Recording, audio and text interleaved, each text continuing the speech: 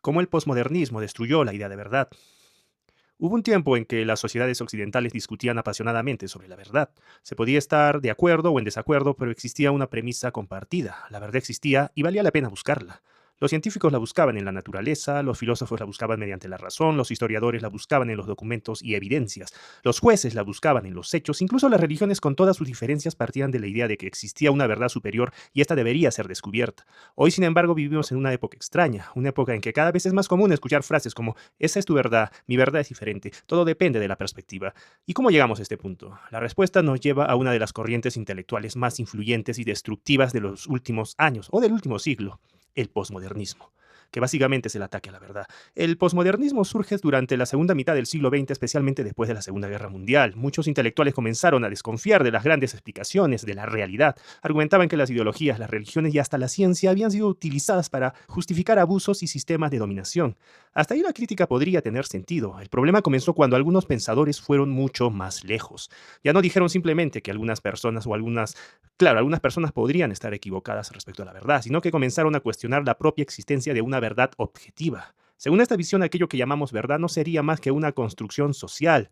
No descubriríamos la realidad, la inventaríamos. La verdad dejaría de ser algo que existe independiente de nosotros para convertirse en algo creado por un grupo de humanos. Y aquí aparece uno de los grandes problemas de nuestra época. Si la verdad es una construcción, entonces quien controla la construcción controla la verdad. Y acá entramos a otro tema, el poder reemplaza a la razón. Uno de los pensadores más influyentes en esta transformación fue Michel Foucault. Foucault sostenía que el conocimiento y el poder estaban profundamente conectados. Según su visión, las instituciones no descubren verdades, producen discursos que les permiten ejercer poder. Por ejemplo, la medicina, la educación, la justicia, la ciencia. Todas serían estructuras de poder disfrazadas de conocimiento.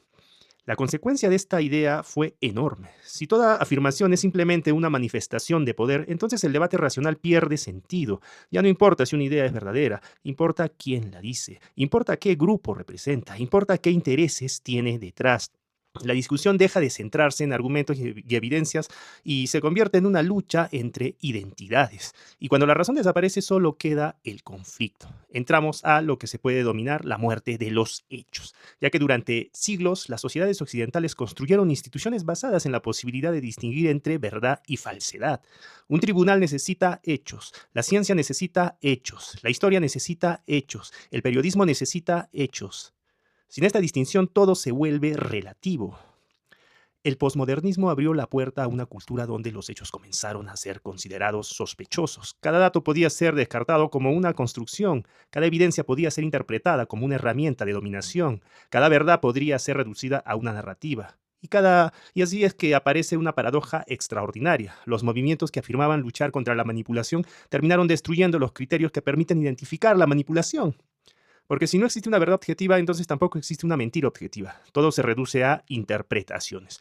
Todo se convierte en relatos enfrentados. Y acá podríamos hablar que vamos de la filosofía a la política, porque durante décadas estas ideas permanecieron confinadas a universidades y departamentos de humanidades, pero eventualmente escaparon del ámbito académico y llegaron a la política. Sus efectos se multiplicaron.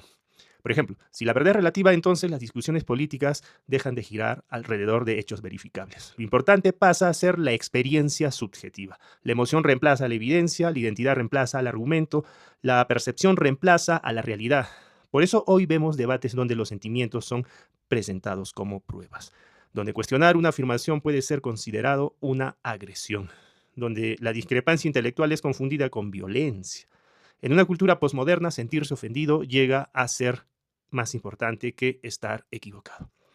La invasión del arte, por ejemplo. Quizá ningún área refleja mejor esta transformación que el arte. Durante los siglos o muchos siglos el arte estuvo vinculado a ideales como la belleza, la excelencia técnica y la representación de aspectos profundos de la condición humana. El artista buscaba crear algo valioso, algo que trascendiera, algo que se acercara al espectador a una verdad estética, pero el posmodernismo atacó también esta idea. Si no existe una verdad objetiva, tampoco existe una belleza objetiva. Todo sería relativo, todo dependería del observador, todo sería cuestión de interpretación. Y así la pregunta dejó de ser, ¿es esto bello? Y pasó a ser, ¿qué discurso representa? El resultado fue la explosión de obras donde la provocación reemplazó la belleza, la teoría reemplazó el talento y la ideología reemplazó a la creatividad. Entonces, no es casualidad que muchas de las obras más celebradas de ciertas élites culturales parezcan burlarse del público común. La famosa banana pegada en una pared, los objetos cotidianos elevados a la categoría de arte, las instalaciones incomprensibles explicadas mediante largos textos académicos. La obra ya no necesita ser buena, solo necesita ser interpretada correctamente por los iniciados. Ahora, dentro de esto la verdad se convierte en un privilegio y aquí aparece otra contradicción fascinante. Los posmodernos afirmaban combatir las jerarquías, pero también crearon una élite intelectual que se presenta como la única capaz de interpretar los hechos y los discursos ocultos detrás de cada fenómeno. El ciudadano común observa una obra absurda y piensa, esto no tiene sentido, pero el experto responde, ¿no? No lo entiendes porque careces de las herramientas teóricas necesarias. La verdad deja de ser accesible para todos entonces, ¿no? Y pasa a depender de especialistas ideológicos. Paradójicamente, una corriente que prometía democratizar el conocimiento terminó concentrándolo en pequeños grupos académicos. Y aquí entramos al triunfo de la subjetividad. Entonces, ¿qué pasa? La consecuencia más profunda del posmodernismo es el reemplazo de la realidad por la subjetividad. Lo que importa ya no es lo que es, importa cómo se siente. Importa cómo se percibe, importa cómo se experimenta. Y cuando una sociedad adopta este principio, comienzan los problemas. ¿Por qué? Porque las percepciones pueden ser falsas, las emociones también pueden equivocarse, las experiencias individuales pueden entrar en conflicto con los hechos. Ahora, la civilización occidental logró enormes avances precisamente porque desarrolló mecanismos para corregir nuestros errores subjetivos, la ciencia, la lógica, la evidencia, el debate racional. Todos estos instrumentos existen porque los seres humanos nos equivocamos constantemente. Pero el posmodernismo elevó la subjetividad a la categoría de autoridad suprema, y cuando eso ocurre, corregir errores se vuelve cada vez más difícil. Entramos a una ironía total. Y como ironía total, puedo denominarla una ironía final, que lo más curioso es que el posmodernismo terminó generando exactamente aquello que decía combatir. Prometía liberar a las personas de las estructuras de poder, pero debilitó las herramientas que permitían cuestionar el poder. Prometía fomentar la diversidad, pero muchas veces terminó imponiendo nuevas ortodoxias. Prometía amplificar o ampliar el pensamiento crítico, pero con frecuencia sustituyó el análisis racional por consignas ideológicas. Prometía emancipar a los individuos, pero los encerró en categorías identitarias cada vez más rígidas. Entonces, sobre todo, prometía desmontar los dogmas, pero terminó convirtiéndose en uno de los mayores dogmas de nuestra época. ¿Qué debemos hacer? Recuperar la verdad. Defender la verdad no significa afirmar que somos infalibles, no significa creer que poseemos todas las respuestas, no significa negar la complejidad del mundo. Significa algo mucho más sencillo.